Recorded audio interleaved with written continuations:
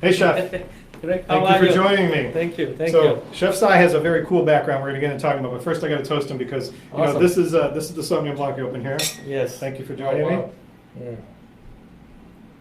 Delicious. Mm.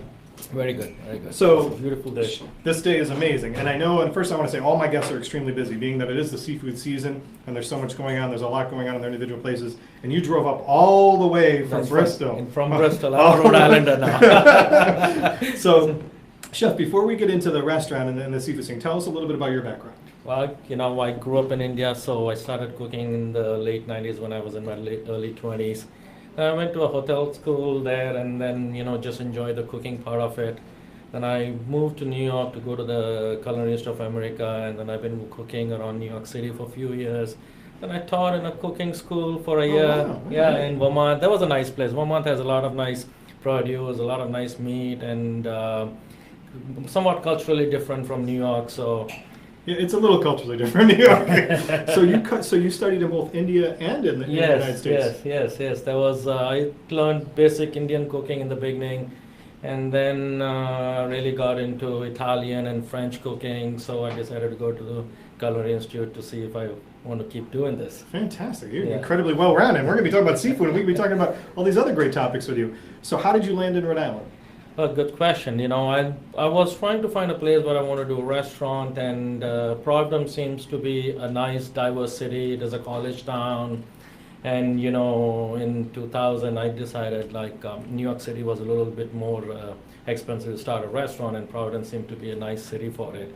And especially with the diversity it has, and closeness to the ocean, and still accessible to Boston and New York, where the cultural scene is more interesting. Absolutely.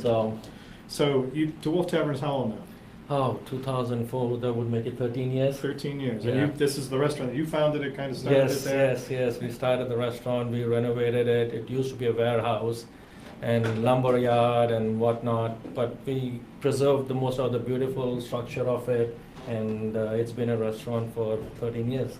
And that area in Bristol where you are is evolved. I mean, it's like you said, it was a warehouse and something else, and you made the restaurant. But even now, there's like riverfront or waterfront condos, new stores and shops that have opened up. Wasn't there? There's condos that opened up above DeWolf not that like a few years ago or 4 years ago, right? Right in that area, there was condos that opened up. Yes, right next to it, and there's quite a few other development going on. Bristol has been a very popular place for quite a few years. It's a beautiful spot, right on the water, beautiful bay. The summers are beautiful. And good restaurants, nice shops, a very good family-oriented town. 13 years, that definitely makes you a legacy restaurant. Well, I don't know about that as well. I think anytime you get past that 7-year mark, you automatically become a legacy, because in the restaurant business, it's tough to make it even that far. So congratulations to you. Thank you. Cheers to that. Cheers to that for sure. I'll toast to anything, so I'm all right with that. Yeah. So let's talk about seafood. Yes. The menu there. Let's talk about the menu of DeWolf Tavern and how it evolved in your creative process for this. So, my inspiration for cooking is I love to cook for people. I like to see the people when they eat, what excites them. And having a great seafood and access to wonderful seafood makes it that much more easier. And people really enjoy freshness of the bay. And if you add a little creative spin, you make it a little spicy, give it a little tang, people say, wow, that's interesting. They want to try something new, they want to try something different. At the same time, they like the seafood because it's so fresh. Right. So that's what inspires me to, make a dish or think about something. What would people like to eat and what is fresh? And that's the second question I ask. And how do you highlight the basic flavors of it and make it interesting? So you found that from your background and your studying, so you mean from India and then coming to the United States, the Culinary Institute, have you found that that you got great access to fresh seafood, and we'll talk about that in a second, but have you found that, talking about you adding different flavors and textures, have you done that from your background, even from India, and bringing that over towards the menu? Yes, I do have a good knowledge on Indian cooking because I grew up eating it and I went to a school for it. But I use more as accent than more, I don't take an original Indian dish and try to combine it or put New England seafood into it and call it. I more try to take elements of Indian which naturally will blend into it. In fact, a lot more cuisines have more spices, and just the way they use it is very different. Right. I read old recipes of Portuguese recipes. There's more paprika, cayenne, and cumin, and all that stuff into it more. It's just the way you use it and what step of cooking you use it at. Okay.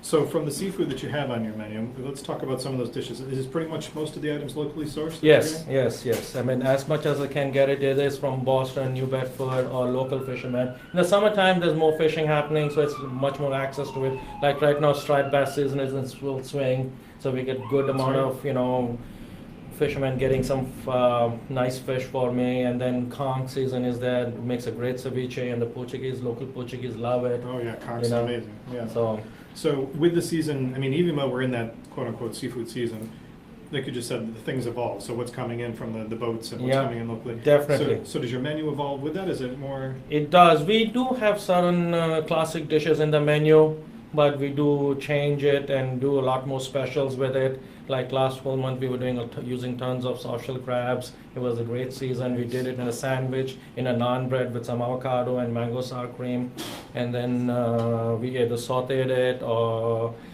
We got very good Boston mackerel in season. I love cooking with the fatty fishes because it doesn't get dried out and it's got intense flavor to it. And bluefish. I love cooking with bluefish. Same, we made a taco, blackened It's taco. making me with hungry. it. Every time you mention one of these fish, I'm getting hungry now. So it's more about this to me is what looks interesting and who do you want to cook it for to me. It makes me. I talk to my guests all the time in the restaurant. I say, oh, I feel like eating this. Sure, I'll make it for you next time. That's awesome. Yeah, it's that really That's makes me more happy to cook for somebody and when they enjoy eating it. Excellent. So let's talk about the menu overall. So it's not just seafood on the No, menu. So it's let's talk not. about your It's menu got a lot of different stuff to it. It's got quite a bit of dry age your own meat in house, and it's a lot more seafood dishes. But it's got the sandwiches also. We make our own naan bread in the house, and then we make sandwiches out of it.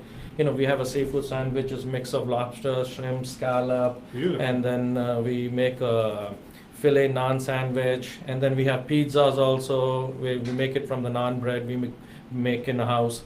Yeah, naan bread's getting a lot of use. Yes, yes. It's a cool oven actually. It's got a clay oven and it's heats at about 700 degrees, and you pat the dough down and just slap it on the wall. It takes about 2-3 minutes to make a naan. You slap it on the wall. Yeah. I love that. Yes. So DeWolf Tavern's, like you said, you're 13 years old now. Can you give us a little preview of the restaurant? Kind of describe the restaurant itself.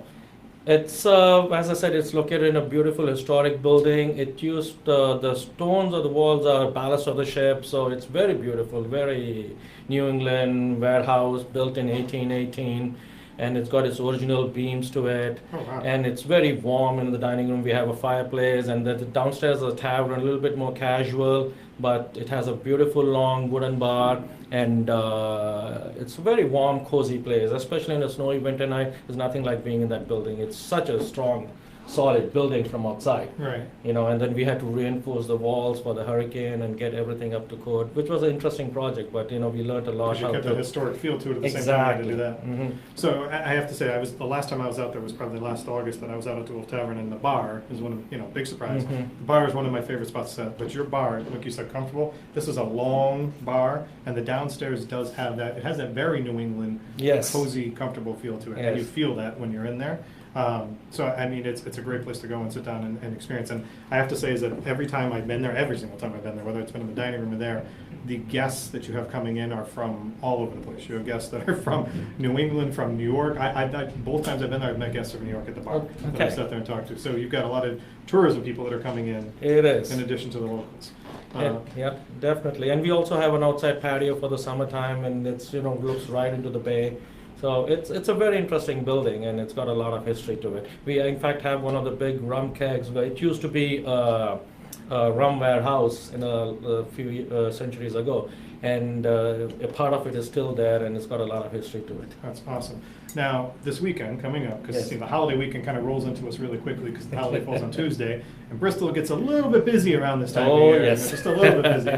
So are you open for the holiday? Yes, we are. We will be very busy on the 3rd, and we have fireworks which you can watch right out of the deck from the restaurant. And then for the 4th, we enjoy the parade in the daytime, and we open for dinner at 3 o'clock. Perfect. And then- Okay. So they are open, so that's Yes, important. That was we one of are. the questions I just got on a text. Are they open for 4th of July? Now you know, you got to make so, and you guys accept reservations? Yes, we do. Yes, Okay. we do. So- Fantastic. So Chef, one of the last questions I have for you, because it's kind of how I try to get this with the chefs, is kind of narrow them in a little bit. I am always getting asked, what are some of your, not a particular one, but what if you had to pick up 2 or 3 of your favorite dishes that you recommend guests don't miss or should try on the menu? I love the way the seafood stew comes out in my restaurant, and it's really interesting. Got a lot of local seafood into it, and then we cook it in a little bit of coconut milk with some spices, and we finish it with some sautéed broccoli rabe. It gives a little bitterness, so it's got a nice balance of things: the sweetness from the coconut and a little bit of bitterness from the broccoli rabe, and we squeeze a little bit of lemon to it on the end, and some subtle spices. So the whole dish comes out very well. Beautiful. Yeah. I'm a huge fan of broccoli rabe. Right. So we got that one. And And- then what's maybe like a traditional one that's been on the menu for a long time? Oh, traditional is a naan sandwich. It's what I call it as a substitute for a good burger. Substitute for a good burger. I like that. It's a good tagline. Substitute for a good burger. We shave a filet meat and then we saute it with some caramelized onion, top it with some blue cheese and horseradish sour cream, and we make fresh naan bread to order, and we fold it in and we serve with some home chips. So if you weren't hungry starting out this 3 o'clock hour, I can promise you by the time it's done, you're going to be starving because this has already made my mouth water. Well, Chef, I really appreciate you coming and taking the time. Driving up from Bristol, if you were down there, tell the chef that you saw him celebrate the 3rd, 4th, Yes. that whole week. I know it's a big vacation week, so make sure you go out and check out Chef Sai down at the DeWolf Tavern. Chef, Ciao. thank you so much very for joining. Really Awesome. appreciate it. Appreciate it. Thanks. Safe travels back and happy 4th. Cheers. Thank you.